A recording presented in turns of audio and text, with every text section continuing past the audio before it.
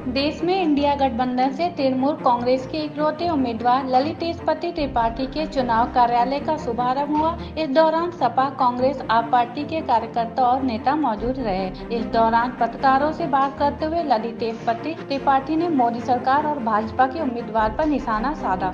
ललितेश ने कहा कि पूरा देश और भदोही लोकसभा भाजपा और उनके प्रत्याशी से जानना चाहता है कि डबल इंजन की सरकार ने देश और भदोही के लिए क्या किया। भदोही से राकेश सिंह की रिपोर्ट। भाजपा ने भी अपना कैंडिडेट तैयार किया है, चुनाव एक कदम आगे बढ़ गया है कि किस तरह से चुनाव को देखते हैं? देखिए, चुनाव अब क्योंकि देश का चुनाव है, देश के कई महत्वपूर्ण मुद्दे हैं। देश जानना चाहता है अपने प्रत्याशियों से कि उनकी सरकार अगर रही है तो उस सरकार की उपलब्धियां क्या है। वो भारतीय जनता पार्टी के लिए सवाल लेके सड़क पे खड़ी है। भारतीय जनता का प्रत्याशी अगर सड़क पे उतरेगा तो निश्चित रूप से जनता उसको घेरेगी और उससे सवाल पूछेगी कि आपकी पार्टी की सरकार, डबल इंजन की सरकार ने हमारे इस देश के लिए और इस भदोही के लिए 10 साल में किया क्या है। वो प्रत्याशी सड़क पे उतरेगा तो निश्चित रूप से उसको इन चीज़ों का जवाब देना होगा। हम लोग का इतिहास रहा है, इस जिले से हम लोग का इतिहास जुड़ा हुआ है।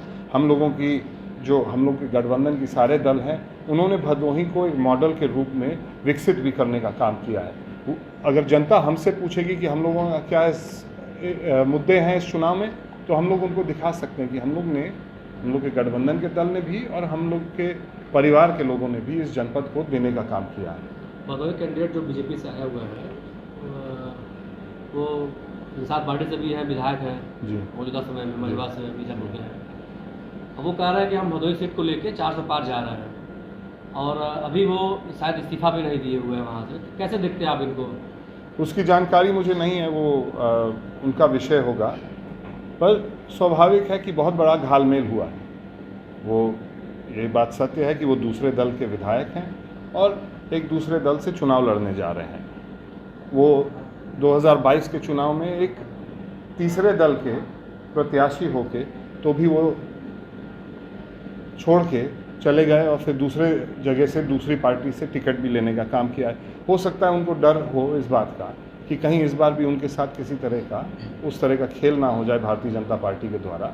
इसीलिए हो सकता है वो अभी, अगर उन्होंने नहीं दिया, मैं नहीं जानता हूँ उसको, मगर वो मुझे लगता है कि जब तक पक्का नहीं हो जाएगा कि मैं भारतीय जनता पार्टी का उम्मीदवार हूँ, तब तक वो आगे का कदम नहीं उठाएगा। क्या ये नहीं लगता कि आपको कि वो कहीं ना कहीं उनके अंदर एक डर है कि अगर हम लोकसभा हार गए कम से हमारा विधायक ही रहेगा? क्या या उनको नैतिक के आधार पर उनको इस्तीफा देना चाहिए, लड़ना चाहिए? पहले तो डर ये है कि हमारा टिकट रहेगा नामांकन तक कि नहीं, पहले इस बात का डर उनके मन में होगा। उसके अलावा जो अन्य डर है, जनता की आवाज़ इतनी तेज़ी से उठ रही है, जहाँ जहाँ चुनाव धीरे धीरे अब करीब आ रहा है, मुझे लग रहा है कि 48 घंटे में पोलिंग शुरू हो जाएगी। कहीं ना कहीं भारतीय जनता पार्टी के सारे लोगों को मालूम है कि इस बार जनता का रुख और जो हवा है वो उनके पक्ष में नहीं है। दीदी ने भदोही क्यों चुना आपके मार्फत? क्या यूपी में कुछ नया करने वाले हैं? नहीं, हम लोग कुछ नया नहीं करने जा रहे हैं। ये मुझे लगता है कि माननीय अखिलेश यादव जी की और आदरणीय ममता बनर्जी की नज़दीकियों के कारण, उन दोनों का एक संबंध इस तरह का था, उसके कारण से एक सीट देने को तैयार हुए माननीय अखिलेश यादव जी। मैं उनको धन्यवाद देता हूँ। वो कोई कमज़ोर सीट भी दे सकते थे, मगर उन्होंने वाराणसी और आसपास के इलाके में, जहाँ पे हम लोग के परिवार का कुछ पुराना रिश्ता है, उसमें से सबसे मजबूत सीट जो उनके पास थी वो उन्होंने देने का काम किया। तो ये एहसान मुझे लगता है कि मेरे ऊपर भी है और मुझे लगता है कि क्योंकि ये छठे चरण का है, जहाँ पे हम लोगों का व्यक्तिगत प्रभाव है, जहाँ पे परिवार का प्रभाव है, वो सारी सीटें 7वें चरण में हैं। तो मुझे लगता है कि हो सकता है कि इस चुनाव के बाद मेरा प्रयोग होगा उन सब जगहों में समाजवादी पार्टी के उम्मीदवार को जिताने में। क्या दीदी आएंगे? हम लोग कोशिश कर रहे हैं। हम लोग एक ऐसा संजोग बन गया है कि उत्तर प्रदेश भी 7 चरण में चुनाव हो रहा है और बंगाल भी 7 चरण में चुनाव हो रहा है। हम लोग कोशिश कर रहे हैं। अभी पहला और दूसरा चरण का चुनाव जब वहाँ बंगाल में संपन्न हो जाएगा, तब दीदी से हम लोग की बात होगी कि उनसे डेट लिया जाएगा। मैं आपको सूचित कर दूँगा। ललितेश जी, ये बताइए कि भदोही लोकसभा सीट पे 3 गठबंधन चुनाव लड़ रहे हैं। एक इंडी गठबंधन जी, एक एनडीए जी और एक पीडीएम। इंडिया गठबंधन, हाँ नहीं, इंडी इन्होंने बोला, इंडिया गठबंधन और एक पीडीएम जी। 3 गठबंधन में तीनों ही प्रत्याशी लगभग कमोवेश एक दूसरे से जो है तो तालमेल लेकर के दूसरे संबंधों से आए हैं। आपने टीएमसी से जो है तो टिकट लिया सपा का, बिल्कुल।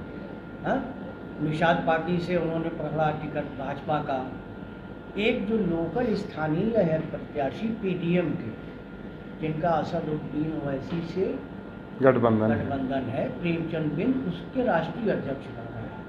3 गठबंधन के चुनाव में इसमें कौन सा ऐसा गठबंधन है जो सबसे मजबूत दिखाई देता है? मात्र एक गठबंधन ऐसा है आज की तारीख में पूरे देश भर में, जो देश की बात कर रहा है, देश के भविष्य के लिए एक रास्ता, एक रोड मैप जिसको कहिएगा। मैं उनके शब्द को यूज़ नहीं करना चाहता हूं, मगर वास्तव में अगर आप कांग्रेस का और समाजवादी पार्टी का जो घोषणा पत्र हुआ है, अगर आप उसको देखिएगा तो वो दिखा रहा है कि हम लोग इस देश को किस तरह से और किस तेज़ी से आगे ले जाना चाहते हैं।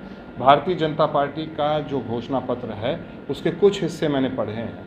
उन्होंने कोई स्पष्ट और स्थायी समाधान किसी भी समस्या का अपने घोषणा पत्र में दिया नहीं है। शब्दों का खेल बहुत मजबूत रहता है भाजपा का, शुरू से भाषण जो मिला है भाजपा से वो रहता है, मगर इंडिया गठबंधन के सारे साथी बिल्कुल स्पष्ट हैं अपने घोषणा पत्र में कि हम लोग इस देश को किस तेज़ी से और किस आधार पर आगे बढ़ाना चाहते हैं। इंडिया गठबंधन से एकमात्र उत्तर प्रदेश में प्रत्याशी टीएमसी के टिकट पर आप हैं जी।